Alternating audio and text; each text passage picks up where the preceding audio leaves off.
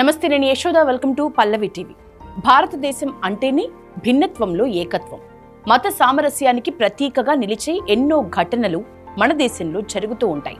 అయితే బీహార్ రాష్ట్రంలోని 2 గ్రామాల ఆచారాలు మాత్రం చాలా ప్రత్యేకమని చెప్పాలి.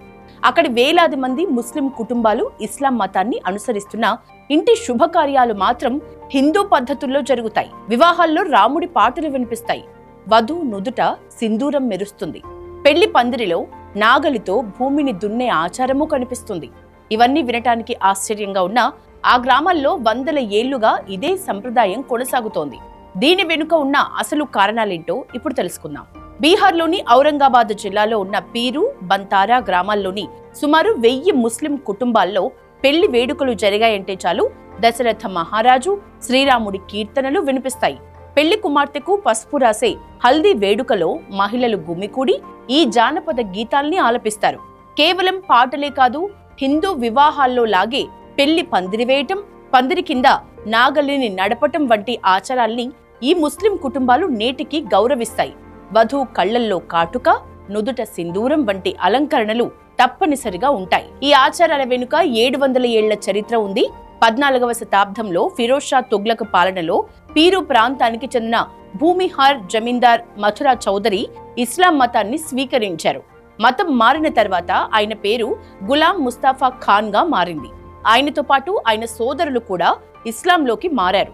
అయితే మతం మారినప్పటికీ తమ పూర్వీకుల నుంచి వస్తున్న హిందూ సంప్రదాయాల్ని, రక్త సంబంధాలను వారు వదులుకోలేదు. తాము హిందూ భూమిహర్ల వంశస్థులమని చెప్పుకోవటానికి నేటికి వారు ఎంతో గర్వపడతారు. పీరు గ్రామానికి చెందిన ప్రముఖ పండితుడు దివంగత అమనుల్లా ఖాన్ పీరు ఏక్ పరిచయ్ అనే పుస్తకాన్ని రాశారు. తమ పూర్వీకులు హిందువులని, తమ DNA హిందూ వంశానికి చెందిందని ఆయన ఆ పుస్తకంలో స్పష్టంగా వివరించారు. పీరులాగే బంతారా గ్రామంలో కూడా 500కు పైగా ముస్లిం ఇళ్లు ఉన్నాయి. ఇక్కడి వారు తమను తాము సోనభద్రి భూమిహార్ వంశస్థులుగా చెప్పుకుంటారు. కేఎల్ గఢ రాజు తిలక్ చౌదరి ఇస్లాంలోకి మారిన తర్వాత ఈ వంశం కొనసాగుతోంది. ఇప్పటికీ ఈ ముస్లిం కుటుంబాలు కేవలం హిందూ నేపథ్యం నుంచి వచ్చి ముస్లింలుగా మారిన ఇతర కుటుంబాలతోనే సంబంధాలు కలుపుకుంటారు.